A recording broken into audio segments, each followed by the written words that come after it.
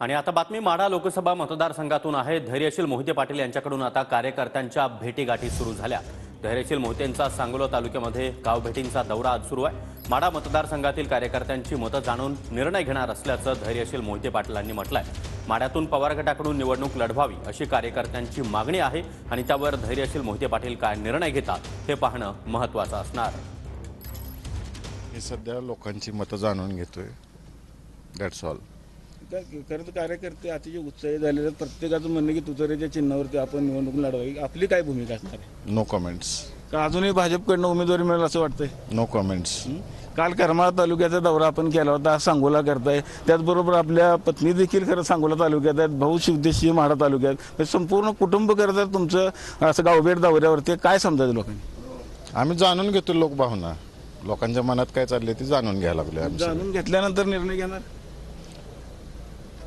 जाणून घेतोय, आज एवढंच सांगू शकतो। मी ते जाणून घेतलं। मी कार्यकर्त्यांना खरं तर अपेक्षित उत्तर आहे की तुम्ही काहीतरी निर्णय लवकरात लवकर घ्यावा। जाणून घेतोय, जाणून घेऊन निर्णय घेणार। काय उद्या कुठं असणार दौरा आपला?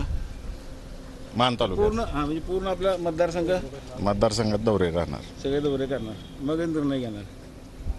आपण बघितलं असेल की धैर्यशील भैयान देखील सांगितले संपूर्ण मतदारसंघामध्ये खरं तर त्यांचे दौरे असणार आहेत। आज सांगोला तालुक्यातील जवळ 15 ते 20 गावांचा ते दौरा करणार आहेत। त्यानंतर ते उद्या पुन्हा मान तालुक्याचा दौरा करणार आहेत। कार्यकर्त्यांचे जे काही मतांतर आहेत ते सगळ्या कार्यकर्त्यांची चर्चा करूनच मग ते निर्णय घेणार असल्याच्या प्रतिक्रिया त्यांनी आज आपल्याला दिलेली आहे।